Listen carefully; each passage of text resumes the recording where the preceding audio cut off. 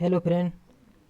जो इसके पहले का वीडियो था वह प्राचीन काल का इतिहास से संबंधित था, जिसमें हम लोगों ने पाषाण काल, सिंधु घाटी सभ्यता, वैदिक काल, महाजनपद काल और जो धार्मिक आंदोलन थे उनसे संबंधित वीडियो हम लोगों ने कवर किया था।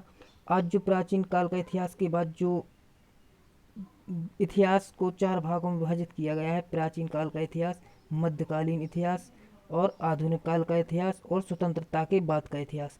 अब जो दूसरे दूसरे नंबर पर आता है मध्यकालीन का इतिहास।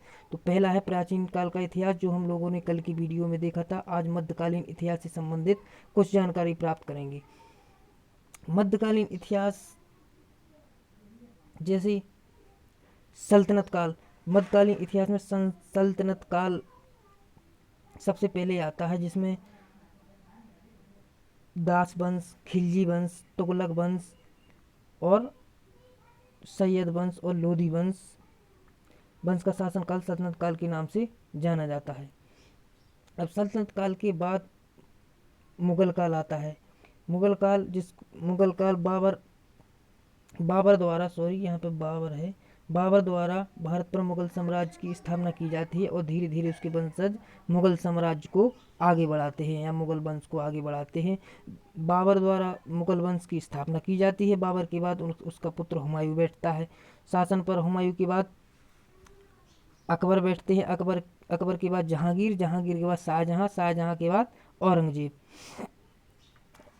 बहादुर शाह जफर जो मुगल शासक था वो अंतिम मुगल शासक था। फिर दक्षिण भारत में विजयनगर उभर करके सामने आता है, जिसमें बहमनी साम्राज्य और मराठा। फिर धर्म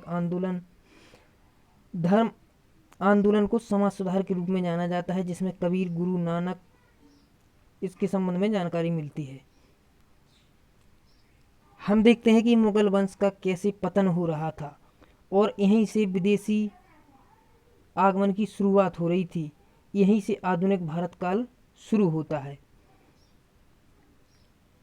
जो मुगल वंश के अंतिम शासक थे वो बहादुर शाह जफर या बहादुर शाह द्वितीय के नाम से जाने जाते हैं। तो हम लोगों ने इसको मध्यकालीन